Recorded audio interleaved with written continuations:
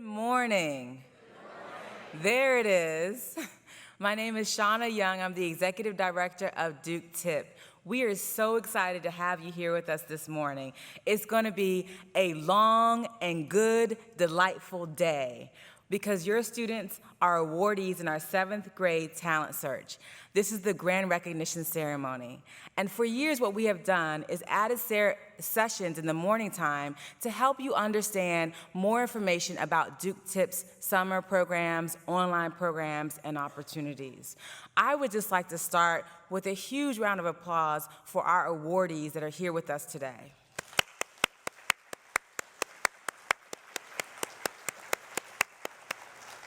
Awesome. Remember that today is all about celebrating you. Many of you I've met when I've gone to our state recognition ceremonies across the country, and I ask you the question, why are you here today? Some of you thought, well, because my parents made me come. I'm asking you that question early because I want you to appreciate today. A day like this will never happen again. No matter how many grand recognition ceremonies we have, no matter how many information sessions we have, today is different, and it is your day.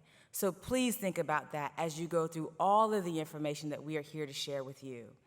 I am delighted to introduce our Director of Educational Programs, Shane Goodrum, Dr. Shane Goodrum. She is a person that I have known for years, and when I started as executive director just last summer, I remember meeting her last year and the pleasantry of Shane saying, "Shauna, it's so great to see you," made me immediately feel like home. We both taught in Durham Public Schools. Shane has also worked at Central Office in Durham Public Schools as the secondary English where she directed secondary English and literacy. She worked at Jordan High School and taught advanced placement literature and language.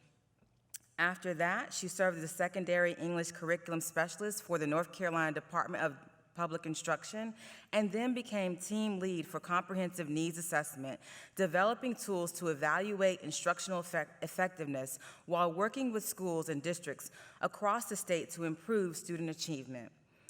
She has provided extensive professional development in literacy, writing, and leadership. She is a fellow of the Capital Area Writing Project at North Carolina State University, where she also received her doctorate degree in curriculum and instruction. Please welcome Dr. Shane Goodrum.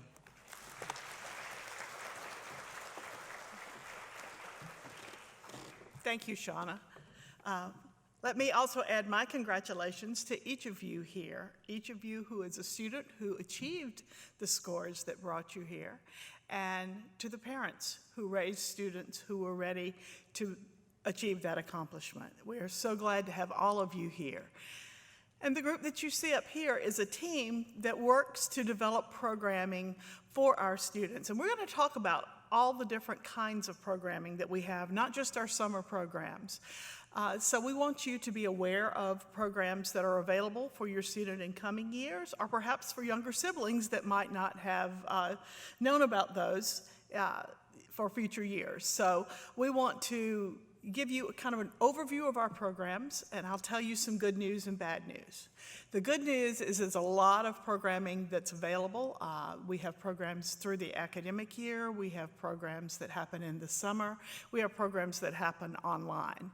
And so we want you to be aware of all of these. The registration deadlines for these are across the year, and I know that you stay in touch with that on your email with the information you get from Duke TIP.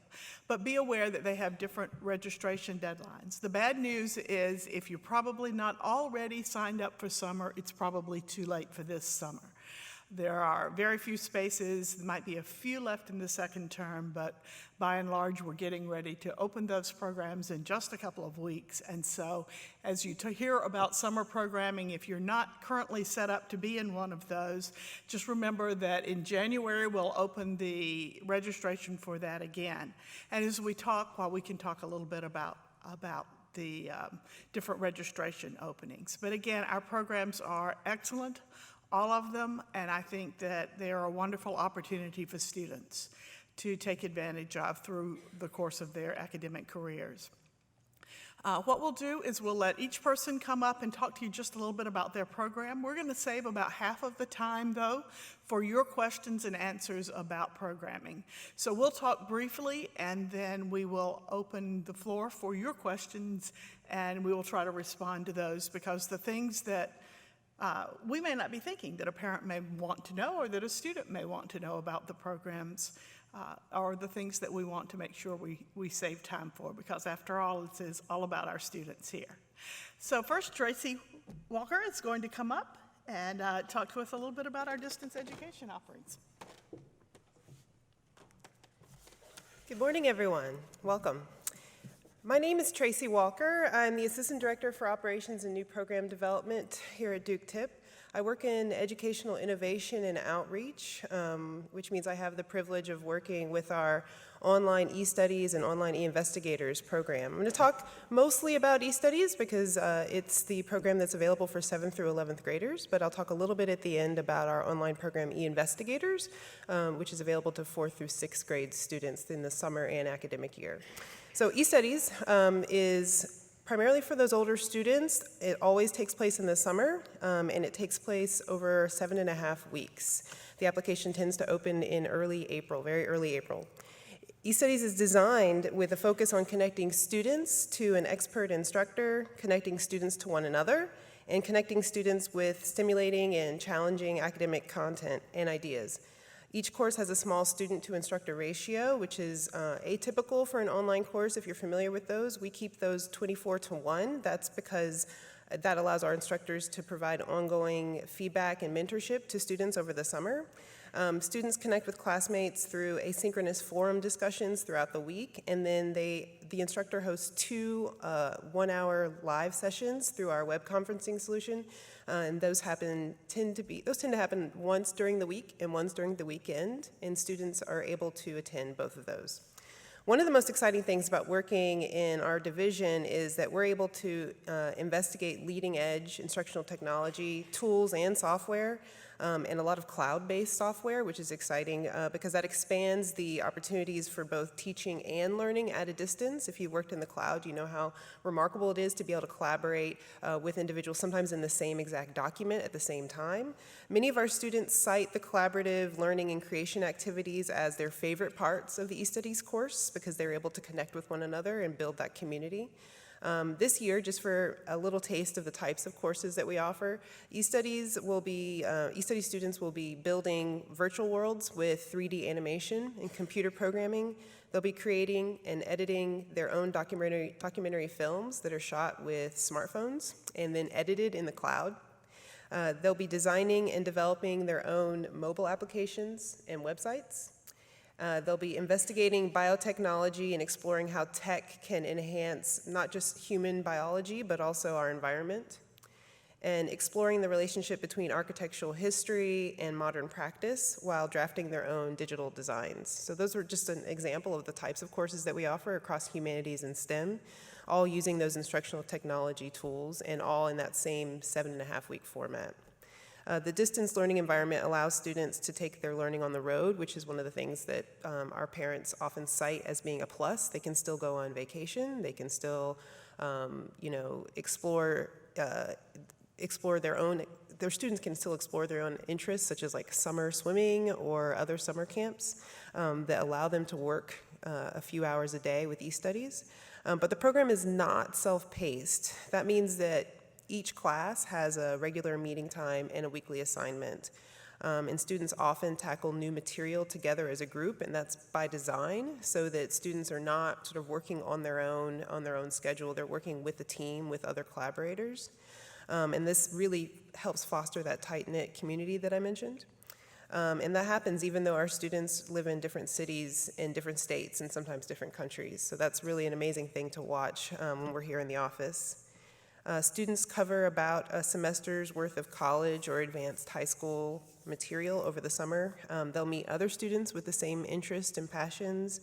And my personal favorite aspect, if you haven't already figured that out, is that students find their tribe So we talk a lot about the social, emotional growth opportunities at TIP, the way that our students are able to connect with one another and find other gifted, bright kids to make friendships with. And we find that happens in our online course as well through all those tools I mentioned.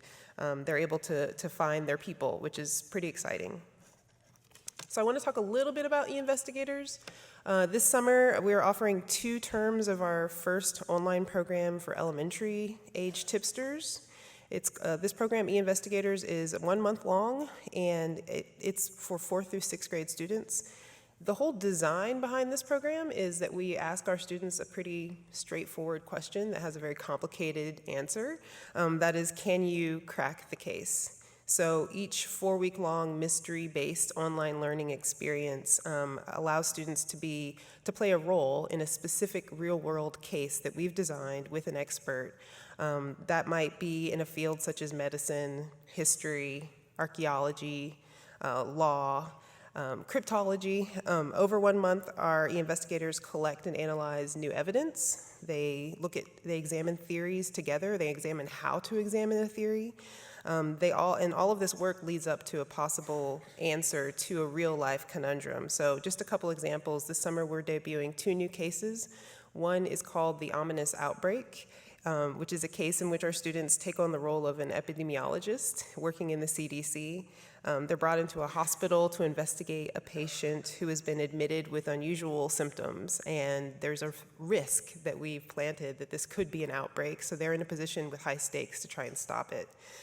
The other case that we offer is the Shipwreck Cipher, which is a cryptology and archaeology-based mystery that asks students to tackle an encrypted journal and conduct excavations to uncover the story of a pirate and missing treasure. So they're using both cryptology and archaeology to work together in those disciplines to try and figure out what's gone on in this story.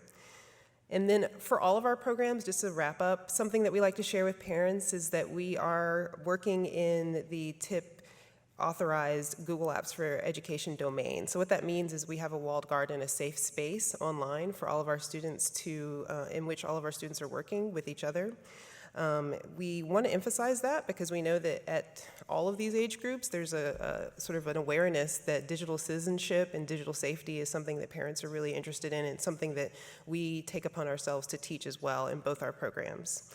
That means that they're learning online learning skills while they're learning specific knowledge in each discipline. So thank you very much, and we hope to see you online.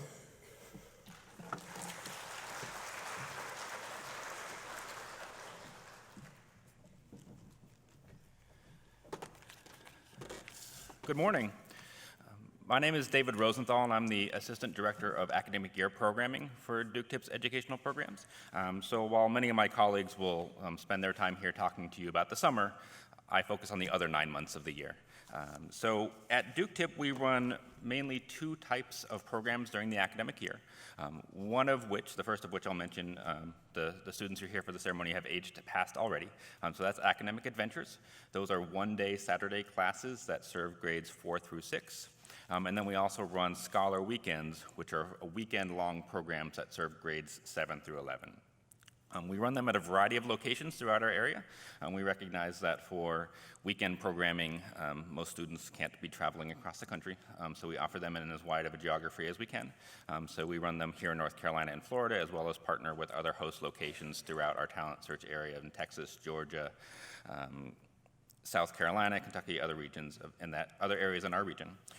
And so students are coming to us for these programs for brief TIP experiences, and I think my colleagues will talk to you a lot about the sort of philosophy behind some of our academics in our classes, and that's very much reflected in these windows as well. I think of these programs as essentially bite-sized TIP experiences. You're coming for 1 day, 2 days at a time, and then returning to your classroom, and then coming back again for another similar experience later. We do offer these in the range of academic fields. To give you a sense of these, in our spring programs that we recently wrapped up, among many other classes, we had classes on primates, 3D computer modeling, dystopian literature, as well as the future of politics. And so we do give as wide of a range to these students as possible and an opportunity to sort of take a break out of their regular classroom experience. We do recognize that students that are coming to these programs on the weekends are, for the most part, in a regular classroom on the Friday before they come to us, and they're returning to a regular classroom on the Monday after they leave us. And so we make our effort to make these not just a repeat of that same experience. These classes are designed to be student-focused, very much project-based, interactive and hands-on for the students regardless of the content area. We want students to be able to come out of their regular classroom, be around a new group of peers, and engage in an in-depth experience with what is often a relatively specialized and focused content area. So, like I said, just as a quick repeat, for the students that are here as 7th graders, you may want to, in the fall, look into the Scholar Weekend programs, hopefully in an area close to you, and get an opportunity to take the TIP experience within the context of your regular academic year. Thank you.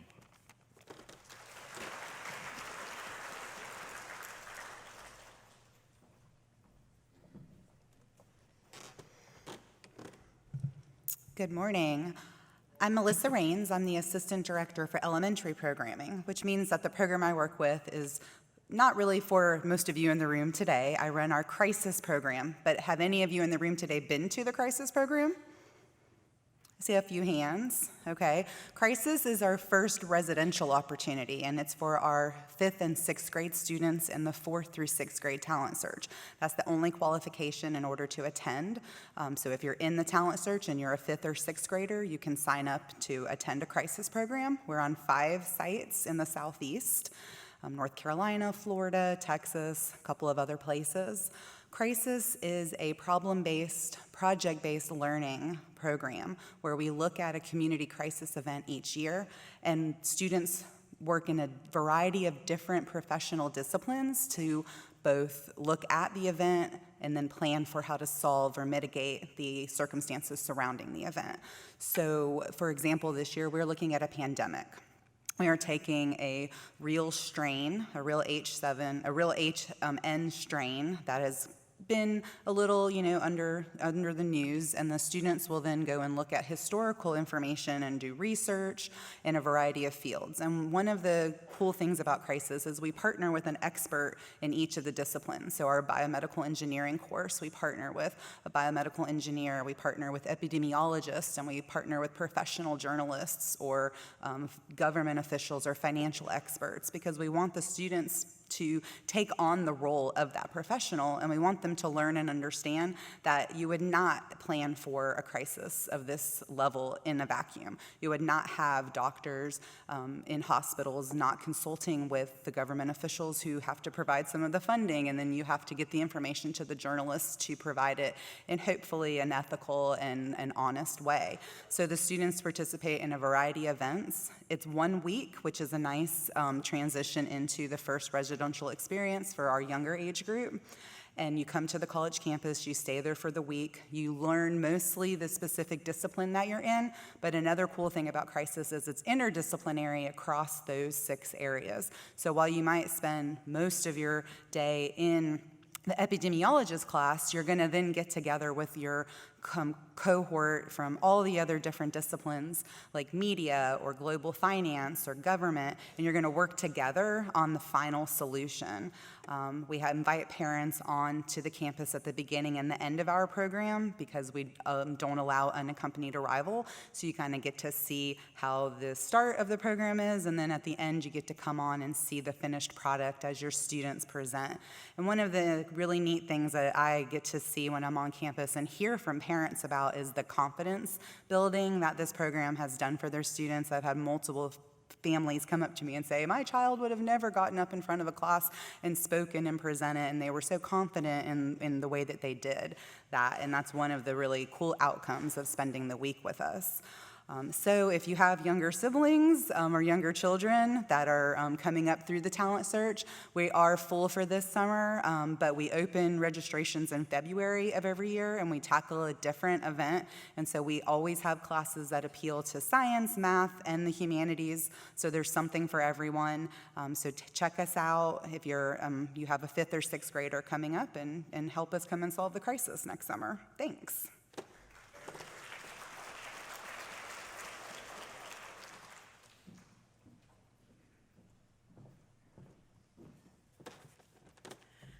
Good morning. My name is Karen Weeks, and I am the Assistant Director for Site Operations, and I oversee our Field Studies program. For our oldest students, so beyond where most of the people in this room are as far as the TIP programming is concerned, but looking towards the future where the Field Studies program is for our high school students. It's a 2-week-long program. Our students apply by presenting a portfolio. They have to have a resume, they have to do a short essay question, similar to college applications. When they apply and are accepted, they are applying for a 2-week program on location doing research or working on a project in a field.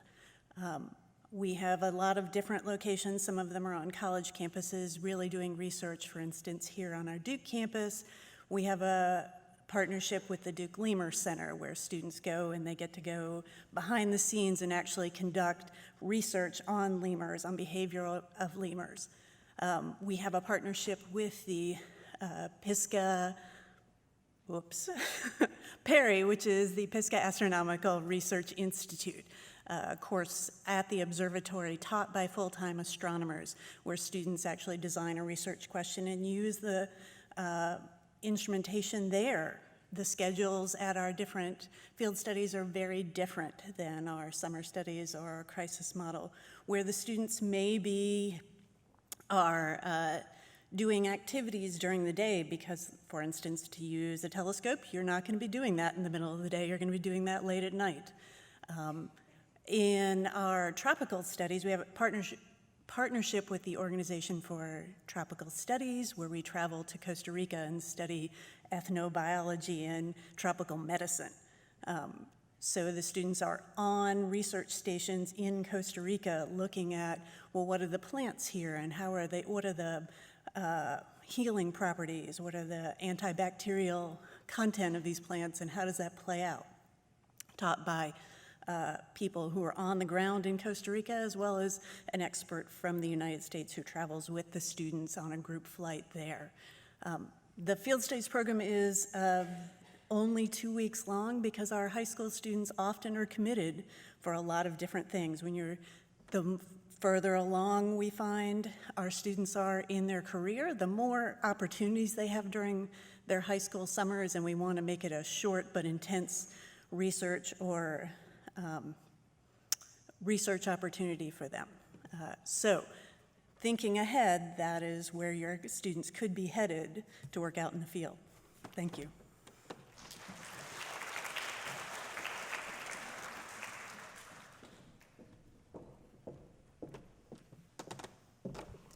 Welcome. I'm Sally Starfeld. I'm the Assistant Director for Academic Affairs, and I oversee academics for our summer studies programs for 7th through 10th graders.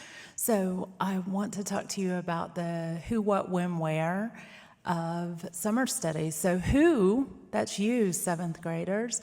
Once you've qualified for Duke TIP, you are eligible every year to come back 7th through 10th grade. You don't have to retest.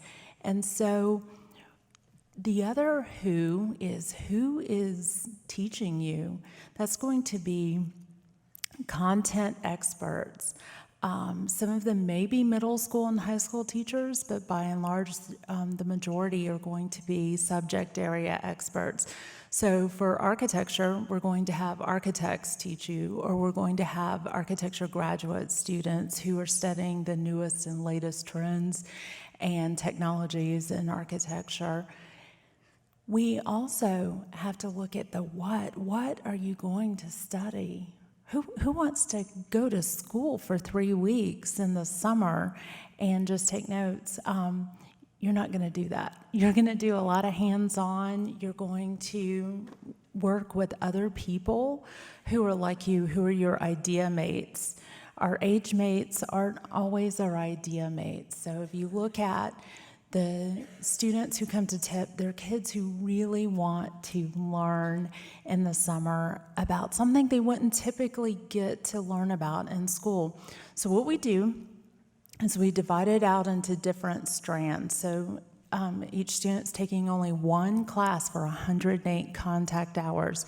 And our courses fall into different strands. So fine arts, we have some theater classes, and we also have an art and technology class that is at Trinity University in San Antonio, which has a really large population of living and working artists. And so we also bring in the technology component there.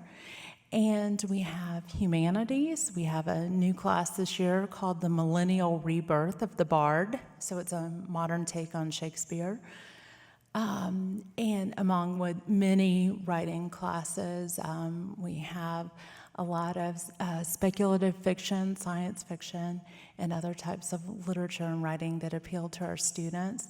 We have social sciences, so we have international relations, mock trial, a lot of different law classes. And then we have math classes, cryptography, mathematical arts, topology, which is the mathematics of distortion, and many other math classes. We also have science. This composes probably the largest number of our classes. And we also have within science, we have engineering. And there's quite a variety. So we have modern medicine, disease, and immunology. But we also have classes like primate biology, which is taught here at Duke University. And this is a site for 8th through 10th graders. And primate biology, you get to study at the Duke University Lemur Center. That's where the class is held every day. And so if you think about that, you, as an 8th, 9th, or 10th grader, will get to study lemurs. The only other place that has as big of a collection of lemurs and this scale of study is in Madagascar. So you can either come to Durham, North Carolina, or go to Madagascar to study lemurs. So within science, the range is broad of our offerings. And we encourage students to pick classes that they really are passionate about and things they really enjoy. We're not set up for them to, if you really like math and really like engineering and you feel like, oh, I'm not as good at writing, come do something you really want to do in the summer. It's ungraded. There's no homework. You do everything in class, but you're in class 6 hours a day and 1 hour of evening study. So then, where is this? So the where is we have university sites throughout the country, and we have Duke University West, which is where our science laboratories are located. So those are mostly science offerings. We have Duke East, which is a lot of our humanities and social sciences and some math classes. And then we have Davidson College, which is right outside of Charlotte, North Carolina. We have Wake Forest University. We have the Duke University Marine Lab. We have Georgia Tech in Atlanta. And you'll notice if you look at our offerings there, a lot of them are science-based. That takes advantage of the Atlanta area and all the academic field trips we can go to, like the Center for Disease Control and the Atlanta Botanical Gardens and Conservation Center. We also have Trinity University in San Antonio and Rice University in Houston, Texas. So that is the where, and then the why. Why would you come? And that's because you deserve to come, because you're bright, you're engaged with academics and with thought and ideas. And the social emotional part of finding your idea mates is really a fun part. And so I encourage you to come and see what TIP has to offer for our 7th through 10th graders in the summer. Thank you.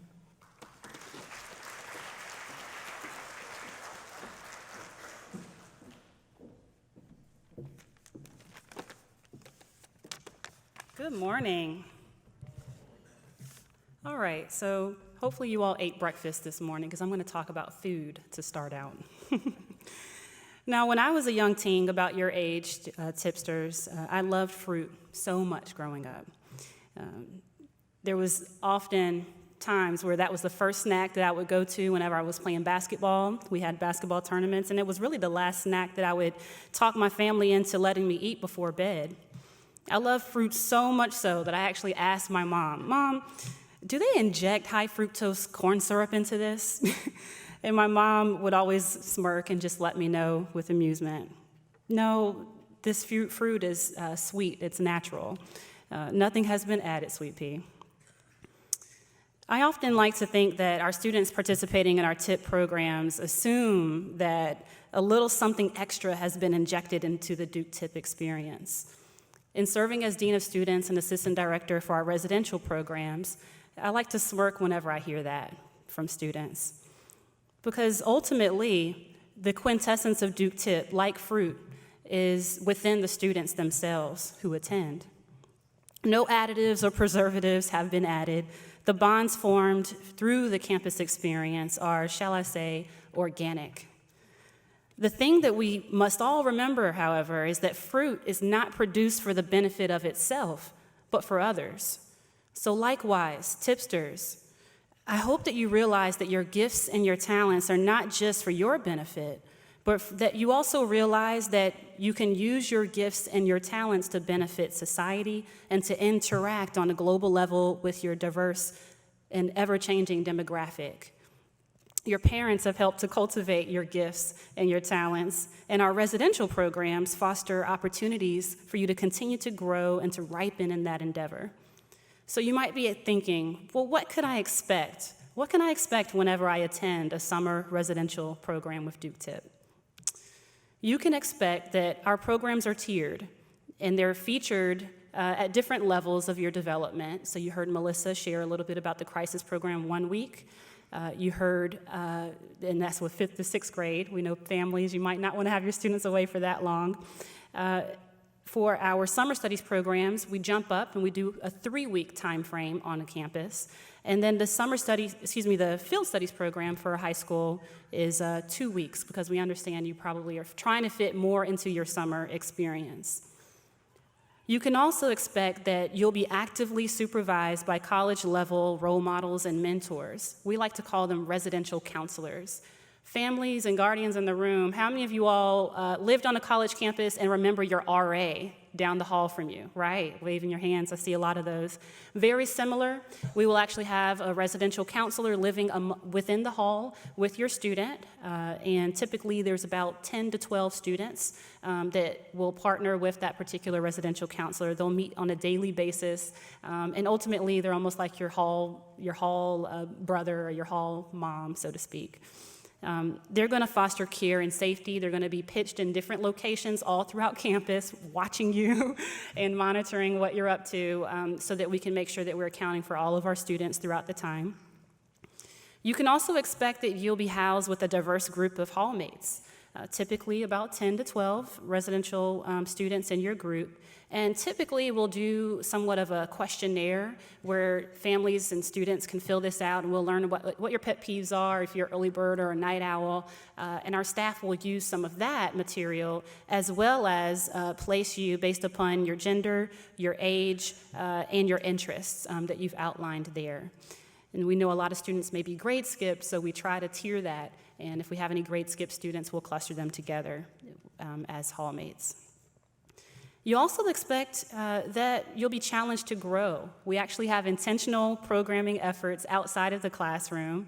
And ultimately, we're going to shape you through focusing on diversity, service, health and wellness, fine arts, and leadership. Some typical activities you might see if you were to drop in on one of our campuses is painting without brushes, salsa and salsa, ultimate frisbee. That's usually the sport of TIP, so if you're a frisbee fan, you've got it. And usually the staff will do a tournament against the students, and I usually know the answer if I don't hear back from the staff how that went. Lip sync battle, jam session if you're really into fine arts, pointless debates, and probably the most neat service-oriented activity I've seen done was a senior prom, where the students partner with a nursing home and actually had a senior prom at the senior living facility, and kind of had nail painting and all sorts of fun stuff, crowned the king and queen, really fun. Ultimately, we want to make sure that those programs are ranging because we know that some students might not want to be up and active and physical. Some might just want to be relaxed and just chill because they've been in class all day. So we will provide that range for students. And all of our programs feature a culminating event, like a talent show, where 2 students will actually grace a stage like this and be the MCs, joining all of their peers on stage for different activities and talents. A big dance sometimes happens at some of our programs, a carnival, and then some of our programs actually go off-site through a TIP-sponsored event to maybe a WNBA basketball game or a minor league baseball game. So there's opportunities to infuse the location where you are at. And families, you might be wondering, this last thing that I want to share for you to expect is that your student will develop some life skills. They will learn how to do laundry. Typically, our staff will do a laundry one-on-one session with the students at the start. They'll learn about situational awareness, lock your door behind you, how to have a roommate and to interact with others on an interpersonal level. Ultimately, all of our students will be accommodated. We do have a psychological counselor on campus to work through anything we know life goes on back home, even while they're in our care. So in all of these instances, I want to challenge you, students, to harness your social responsibility and using your gifts and talents to really learn how to interact with others and ultimately to use your gifts and talents to benefit society. Particularly in this program, you'll have lots of opportunities to do that. Thanks.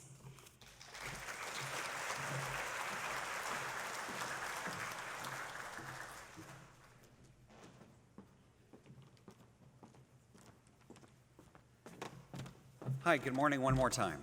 My name is Brian Denton. I'm the Assistant Director for Operations for Summer Studies Programs at Duke Tip. And Sally and Paris have told you about the academic and residential aspects. I'm not going to bore you with a lot of talk about the operations aspects. But one of the things that I like to make sure that the families understand is that we absolutely know what a big deal it is to send your child away for 3 weeks. And safety and security is one of our top priorities.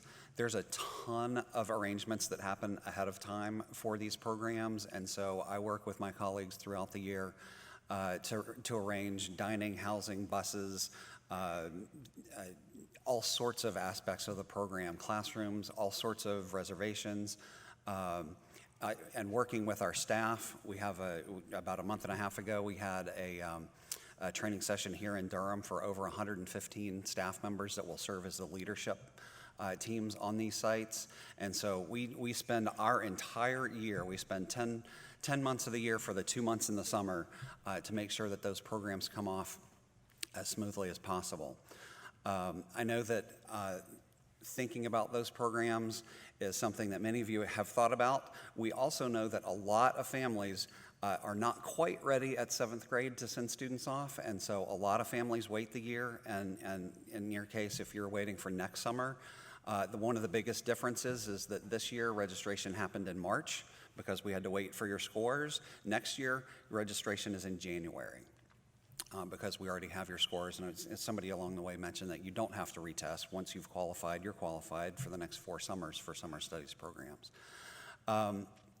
I get a little reminiscent every year at this time because 36 years ago, I was sitting where you are. I was in the very first Duke University TIP talent search and qualified, and was sitting there with my parents hearing people talk about stuff like this. It was all new and different. They said, hey, you want to come to class for the summer? And people were like, why would you want to come to class for the summer? But one of the things that we see, and one of the things that we've conveyed with our staff at the training session, is that one of the things that really invigorates me and is probably the most exciting part of TIP for me is to see what happens to the students at the program. All of you are smart. And a lot of you, your identity is built up. Everybody tells you how smart you are. You're the smart one. You're the smartest one we've ever seen. When you get to TIP, everybody's the smart one. And you have to start figuring out who else you are, or specializing, or other parts of your personality and your interests that you want to develop. And so the transformation that happens at Duke Tip is really amazing to watch. On the family side, when you see them come back home, you'll absolutely notice it. One more thing before we turn it over to Q&A is that along those lines of sending students away, we know that a lot of you are concerned about homesickness for any of these programs, not just the 3-week ones. But what we experience on our end in the main office, way more, is parent sickness. I trained our operations coordinators with my colleague Susan Anderson, and one of the things that we tell the office staff at the site is that probably half your phone calls are going to be parents saying, "Find my kid and make them return calls and texts," because they're having a blast. They are not missing home. They are having a blast, and they can't wait to come back. One of our most common marketing phrases is a student a few years ago told us that TIP was 3 weeks of fun and 49 weeks of waiting. So with that, I'll turn it back over to Shane, and we can start fielding some questions.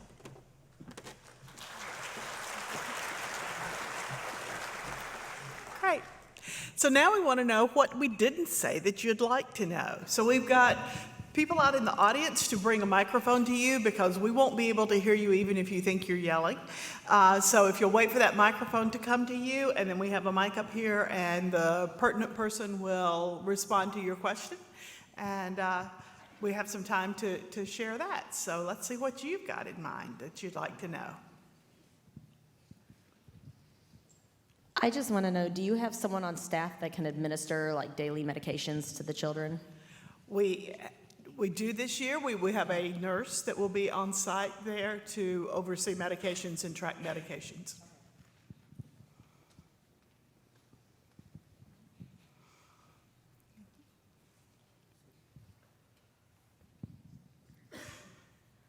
Is the eStudies registration still open? Unfortunately, no. So that closed at the end of April this year, but it will open the first week of April next year. The eStudies sounds really, really interesting, and my son's doing one of the summer experiences this year, so there's no way to do that. But is there any thought given to expanding the eStudies through the academic year? That's a good question. We actually did have it offered throughout the academic year. When it first started, it ran summer, spring, fall. And what we found was that this age group, the older high school age group and upper middle, was just too busy during those months. And so we had a lot of students who were struggling to keep up or felt sort of a lot of academic pressure to do well, which is, we want pressure, but we don't want stress in that way. So we ended up looking at our parent surveys and looking at our student survey responses and isolating it to the summer. Will the residential counselors help make sure that the kids are up in the morning to get breakfast and be in class on time? Absolutely. So the residential counselors will actually do a sweep through the building, making sure that all of the students have been escorted on to the dining facility. The teaching assistants then take them on to the academic classroom setting. Oftentimes, the roommate will be tapped sometimes to be that one to give the nudge to the student, and we'll work with the student and the family. We like to say that the family has the student handbook for their student. You know what page to turn to help them out. So the staff will be in touch with you if we have any issues with getting the student awake.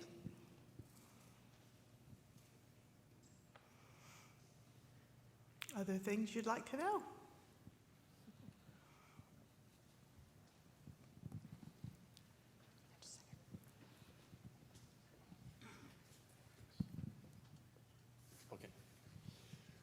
I have a question with regard to the lottery. If your child wasn't selected this year, is there a variable that's added to the equation for the following year to allow for that same student to maybe have a greater chance of being enrolled in the summer program? That's one of the things we've struggled with over the years, is trying to have enough spaces in our programs and maintaining the quality to allow all our students that want to be a part of it to be there. And I can't promise that that's absolutely true.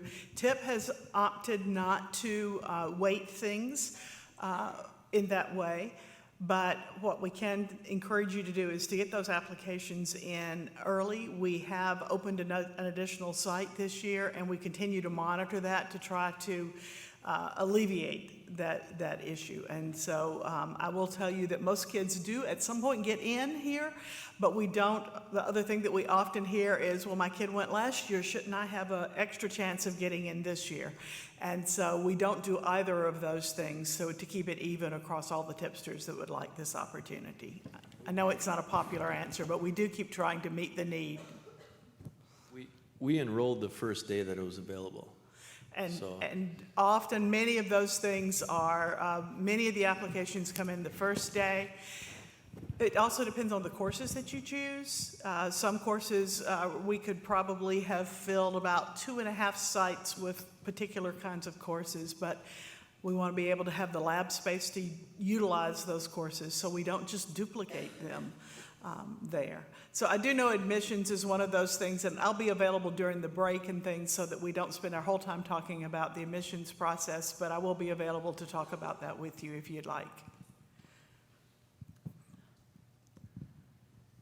For the Scholar Weekends, what kind of, do the opportunities for registration come up throughout the year, or is it all at one time? So there's 2 main windows, which is August for the fall set of programs, and then again in December for the spring programs.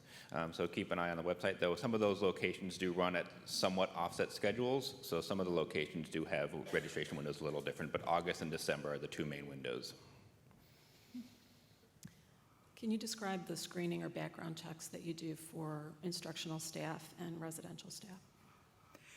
All of our staff that will be working with the students go through a background check. They are Duke University employees for the summer, and we go through the same background check that Duke University uses. Some additional ones for working with minors, and all of our staff goes through minors protection training as well, and as well as work with avoiding sexual harassment and those kinds of issues. Paris and her team do an excellent job of keeping the team on point and making sure that they continue to grow as residential counselors there. Is there anything you want to add to that, Paris? Okay. Cool. Hi, good morning. What do you recommend for spending money for laundry, incidentals, and beyond how much, what form do you recommend they bring in a prepaid credit card or loose change or cash?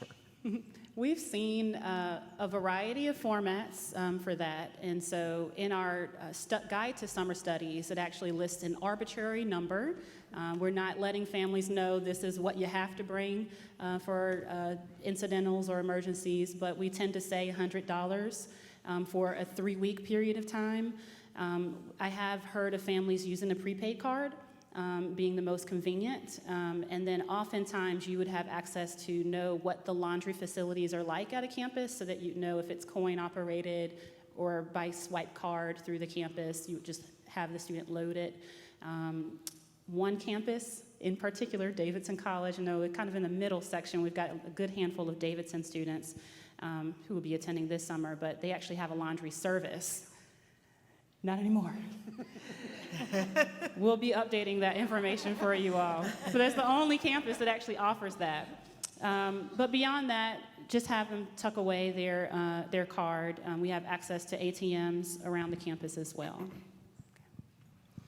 I would add on to that our programs are all-inclusive. The program fee that you pay covers all of your classroom supplies and all the sort of the normal costs of getting through the program except for travel. But once you arrive at the site, it's designed to be an all-incorporated program, and so any sort of spending money is just for incidentals or souvenirs or things like that. I have a couple of questions. The first one is I know I've read weekend visitations are not really encouraged. But if someone were to come, what would be the best time of the day during the weekend? That was the first question. And the second question I had was is there going to be any informational packet, packing list or something that will be given to us? Yes, all of that information is available online in our guide to summer studies. And actually for any of the programs, crisis, field studies, there's a packing list typically on one of the last pages of the guide for the program. So you can always look at that program and look on the last page of the PDF document that's online. So just you can search in the search engine for that. Regarding the best time to visit, I can speak towards the summer studies program. Typically, the weekend is jam-packed with fun campus-wide events. There is class from 9 to noon, and then there's campus-wide events going on. We do not touch Sunday morning leading up to lunchtime, so that is a more unstructured time, free time for the students. They'll still be actively supervised, but that may be the best time for a family member, a guardian, a local individual who you've designated to come by and visit. We just ask that you all abide by our visitation policy of reporting to the on-site office, which is one of the rooms in one of the residential facilities the students will be in, present their ID, verify that they are on your list of approved individuals, and then they can check the student out for a period of time and then bring them back, ideally around lunchtime, because campus-wide events pick back up, and it may be one of those off-campus ventures that I shared with you a little earlier. So we want to make sure that they're back on campus for that. That's probably the most significant window of time over the weekend that's ideal for visitation. When do you find out roommates situation? Yeah, so the students for our summer studies program actually find out about that when they arrive. So around the time that you're filling out your forms, you all would have the opportunity to fill out that questionnaire that I shared. The staff arrive on campus about 2 weeks prior to the students. And then I would say if you're ever curious, usually the Wednesday or Thursday prior to your student's arrival, you could call and check in. However, we wouldn't be able to give information about another student, but we could verify that you have a roommate. As far as our summer studies program, we don't do specific housing assignments as far as a request of the family. However, we do provide reasonable accommodations for students with different types of needs. And so that's something that we try to do, but due to our scale with our summer studies program, it's a lot. The crisis program, however, does accept roommate requests up to a certain date, and usually it's around the 1st of May, around that time.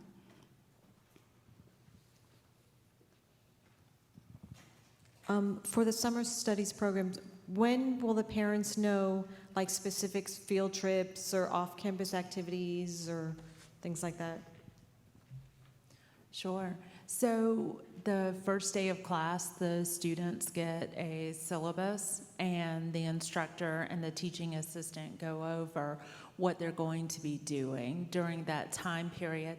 At the end of the term, parents are able to log into the student portal where you registered your child, and you can see the syllabus and the student rubric. It's posted about 2 to 3 weeks after the conclusion of the program.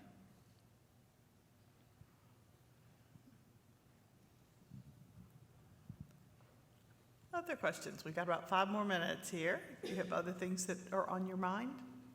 I will mention, since you asked about that, we also have a parent blog for each of these sites. We can't promise that every single class will have pictures and information posted every single day, but if you want to kind of keep up with what's going on campus, that's a way that you can have a little window in without being too intrusive on your child's growing independence. Other questions?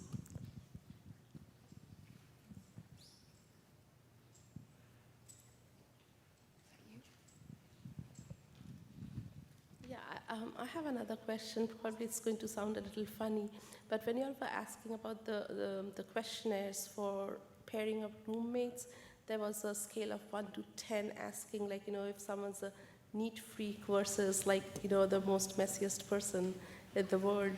So my question is, while pairing, do you all pair, like, two messiest people together, and then, like, what's the situation like, at the end of the 3 weeks? Is there any room to is floor space to step into, or is there any supervision there to make sure, like, so it's kind of funny, but.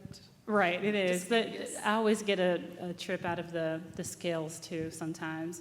But they're basically a tool for the staff to use. There's a lot of different scales and open-ended questions that are there, and so the staff will look at some of the open-ended responses that the students give. Ultimately, they're going to a lot of what helps out is when they base it through where the student is with their age, even with their courses that they may be taking. We try not to put them as a roommate with someone else who may be in the same course because they're already together for 7 hours out of the whole day. So we try to diversify their experience as well. So there's a lot of extra layers to that parameter. But overall, we would not likely put two students who selected that they're very messy together. We probably try to lean towards someone who's a little bit more in the middle. So what if you want to do an e-study, but you have other overnight camps during the summer? That's a great question. So I'll start with what we say internally. So we do not recommend that e-study students take a summer studies class at the same time and overlap. So that gives you a little bit of a sense of the conflict of time, because there's only so many hours out of a week that we would expect a student to be working. Summer studies is unique in a lot of ways, in that there are activities after the school day, if you call it that, activities on the weekend that Paris mentioned. There's a lot of in-class and out-of-class challenge going on there, and so we don't recommend, and also there are times when getting access to a laptop or computer is not possible, right?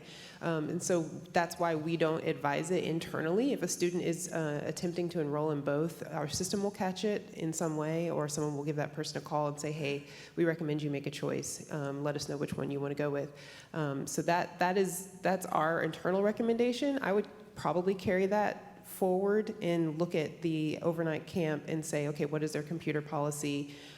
Is it a full day experience, swimming practice, or a soccer camp, or even, a few hours a day doing some other activity is one thing, but an overnight camp tends to have that level of commitment and challenge throughout the day and evening.